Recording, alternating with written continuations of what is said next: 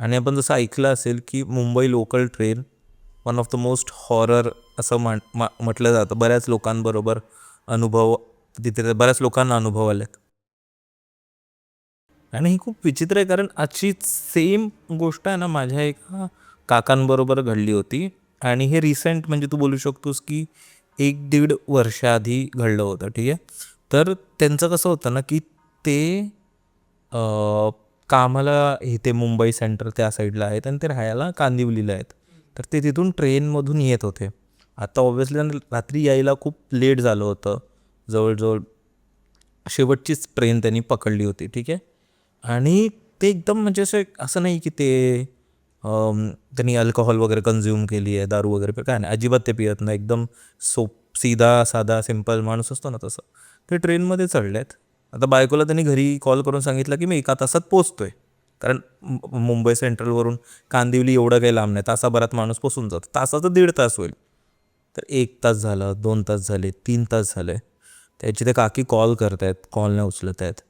आणि जवळ सकाळी 6 वाजता त्यांचा कॉलबॅक आला. आणि त्यांना विचारलं कुठे आहात तुम्ही.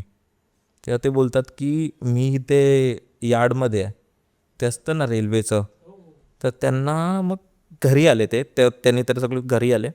आणि मग ते बोलले की माहिती नाही रात्री काय झालं, की आपण बोलतो ना चकवा लागला किंवा काय लागलं.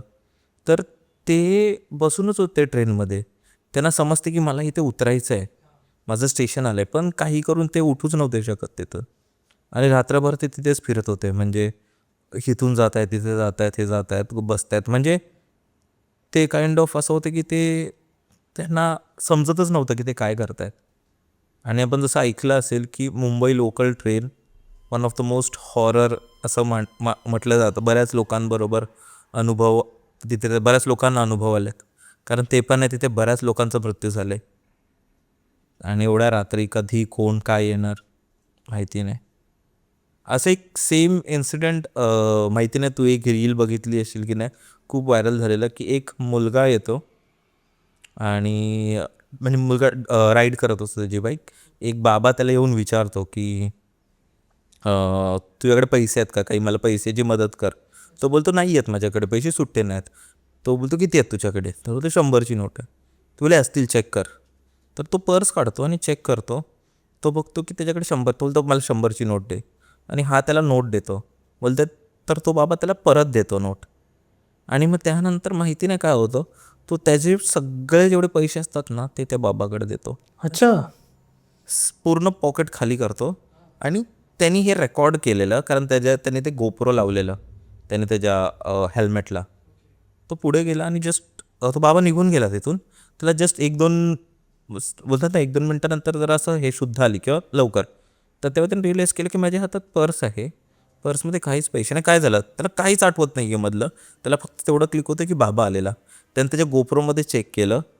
तर त्याला दिसते की तो स्वतःहूनच काढून पैसे देतोय. बाप रे. म्हणजे त्यांनी त्या माहिती नाही त्यांनी काय त्याला भूल टाकली किंवा काय झालं माहिती नाही. आणि तसंच तुझ्या वडिलांबरोबर मे घडलं बी ना, मे बी की कोणतरी नुसतं त्यांना फिरवत आहे आणि ते त्याला काय करत पण नाही आहेत, अडकले जात आहेत. माय गॉड, माय गॉड. काय काय स्टोरीज म्हणजे किती काहीतरी रिझन पण असतो ना काय काय अशा घटनेच्या मागे. ती वेळ पण असते ना, की समजा आता माझे काका होते, त्यांच्यावर तर बरेच हॉरर इन्सिडेंट झाले, त्यांच्या घरी पण झाल्यात. तर तेच होतं, ते ट्रेनमध्ये जेव्हा बसले त्यांना नव्हतं माहिती ना उतरायचं होतं. पण ते रात्रभर तिथे का करत होते, काय करत होते, आणि कोण माणूस शॉकमध्ये रात्रभर तिथे राहील. खूप विचित्र गोष्ट होती ती. पण एक गोष्ट आहे म्हणजे ह्याच्या आपण की तुझे जे डिलिव्हरीज आहेत मला खूप आवडतं. म्हणजे जसं मी काहीतरी बोलतोय आणि तू त्याला घेतोयस, त्या दिवशी खूप चांगलं वाटतं. म्हणजे बरं वाटतं की ओके, आपली स्टोरीज पण थोडेफार आहेत. पण मला असं आठवतं बाई, तू अजून एक गोष्ट सांगणार होतास, तर ती कोणती आहे? सो ही जी स्टोरी आहे हे माझ्या फादर म्हणजे माझ्या पप्पांची आहे. सो जेव्हा माझे पप्पा 28 वर्षाचे होते तेव्हा कारवार उघडला. माझं तिथे घर आहे, म्हणजे माझ्या वडिलांचंच आहे. सो इथे मुंबईला असताना ते तिथे गेले होते आणि तिथे ते राहतात, 1 महिन्यासाठी राहतात. आणि राहत असताना त्यांनी माझ्या एका म्हणजे पप्पांच्या मित्रांना त्यांनी इन्व्हाइट केलं डिनरसाठी. आता तेव्हा वाजले होते 8. आता हे डिनर करत असताना त्यांना थोडा उशीर झाला आता डिनर करत असताना डिनर करता करता त्यांना 11:30 वाजले. आता गावी काय होतं की तिथे जाऊन आहे ना 8:30-9च्या नंतरच एकदम सुनसान होऊन जातो, कोणच नसतो इथे. तर 11:30 वाजले होते, तर माझ्या पप्पांनी सांगितलं की चल मी तुला सोडतो. तेव्हा सायकल होती. सायकलनी माझ्या पप्पांनी माझ्या पप्पाच्या मित्रांना घरी सोडलं. आता तिकडनं घरी येताना एक लाँग स्ट्रेच पडतो रोडचा. आता तेव्हाच्या काळात काय होतं की एक स्ट्रीट लाईट असायची जे ब्लिंक करत राहायची. तर ते स्ट्रीट लाईटमध्ये एक चालू असायची. मग पुढे गेला पूर्ण एक स्ट्रेच भेटायचा जिथे अंधार आहे, स्ट्रीट लाईट्स काही नाही. मग त्या स्ट्रेचच्या नंतर एक पुढे जाऊन एक स्ट्रीट लाईट जे चालू असायचं, खूप अंतरावर असायचे खूप लाईट. अंतरावर असायचं. करेक्ट. सो माझे पप्पा त्यांना सोडून आले आणि मग सायकल मारत मारत घराच्या दिशेने चालत होते.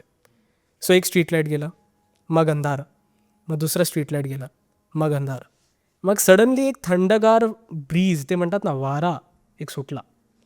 सो झाला काय, जेव्हा तो अंधाराचा फेज आला तर सडनली कोणीतरी माझ्या पप्पांच्या सायकलला थांबून घेतलं, मागून पकडलं. माझे पप्पा सायकल चालवत आहे आणि मागून कोणीतरी पकडून ठेवलं आहे पप्पाच्या सायकल. पप्पा पॅडल मारतात. आता पॅडल मारत असताना सायकल काय पुढे जाईना आणि सडनली पप्पा मागे बघतात, तर मागे कोण नव्हता. तर मागे बघून आता पप्पा अजून जोराने पेडल मारताय की जातो मी, जरा पुढे जातो, काय होत का नाही आहे. आणि सडनली मागून कोणीतरी सायकल उचलतं मग, आणि माझे पप्पा खाली पडून जातात. आता माझे पप्पा खाली पडलेले असताना सायकलकडे बघतात. ती सायकल अशी मागून उचलली होती. आता पप्पाला कळालेलं की हे काय नॉर्मल गोष्टी होत नाही. तर तिकडनं मग पप्पांनी काय विचार केला की आता मी इकडनं माझ्या दिशेने वॉक करतो. आता ॲक्च्युली पप्पाला धावायचं होतं तिकडनं भीतीने, पण माझ्या पप्पाच्या आई म्हणजे आजी त्यांनी सांगितलेलं की कधी अशा वेळेला धावू नकोस किंवा घाबरू नकोस, भीती दाखवू नको. भीती दाखवू नकोस. सो मोठे मोठे स्टेप्स घेत माझे पप्पा माझ्या घराच्या दिशेने वॉक करायला लागले.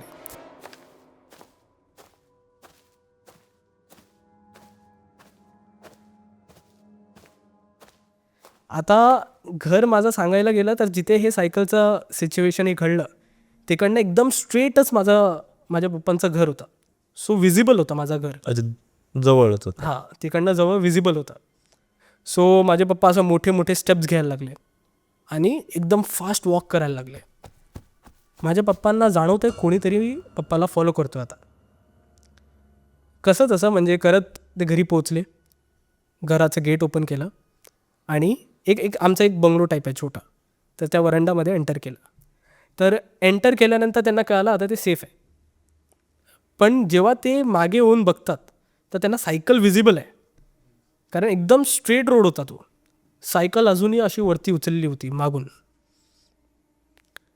माझे पप्पा बघत राहतात त्या सायकलला. आता तेव्हा घरी आजी पण होती. विचार केला पप्पांनी की आजीला सांगावं, पण म्हटलं की जाऊ दे, हे सगळं संपू दे, त्यानंतरच आजीला उठवूया वगैरे. तर 4 वाजतात. जसं घड्याळाचा काटा असं 4वर आला तो सायकल खाली पडून जातो. त्यानंतर पप्पा त्या सायकलकडे जातात आणि मग सायकल घेऊन येतात.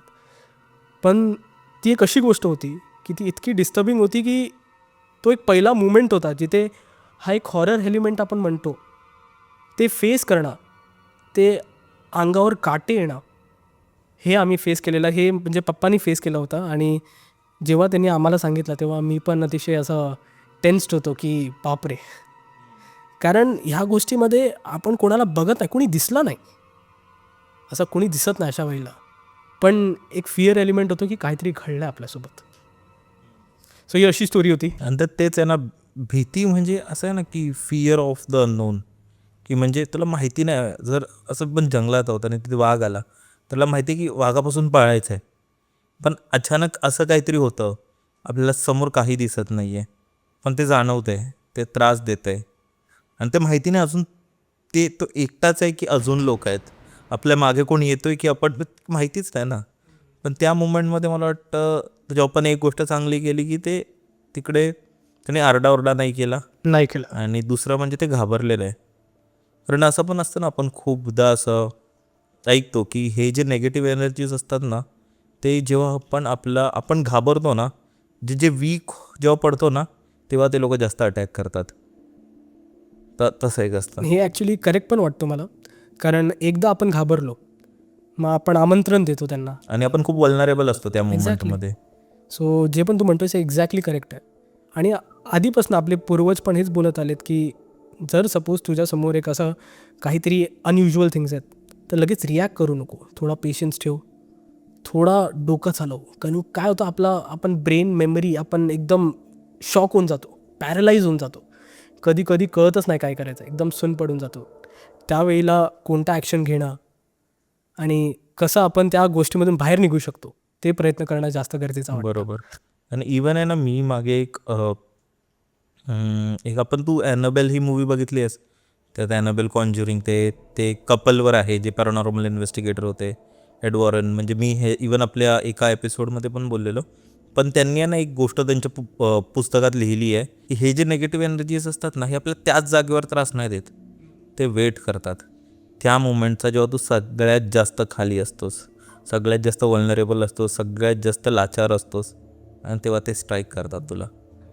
तुला असं वाटतंय की तू जर कोणाला त्यांना तू त्रास देशील आणि तू ते तुझं काहीच नाही करणार, तर तसं नाही, ते राहतील, अवतीभोवती राहतील. आणि जेव्हा तू सगळ्यात तुझ्या आयुष्यातल्या डाऊन मोमेंटमध्ये असतील ना, तेव्हा ते लोक धडकतील तुला. आपली एनर्जी जेव्हा सगळ्यात जास्त कमी असते तेव्हाच त्यांना वाटतं की ओके. ते ऑरा माया बसतात ना, की जेव्हा Exactly. ऑरा आपला ते सगळ्यात correct जास्त word आहे. वीक असतो ना, तेव्हा ते अटॅक करण्याचे चान्सेस किंवा आपल्याला पोजेस करण्याचे चान्सेस किंवा आपल्याला घाबरवण्याचे चान्सेस खूप जास्त असतात. Very correct. पूर्ण पॉडकास्ट यूट्यूबवर आहे, पटकन जाऊन बघा.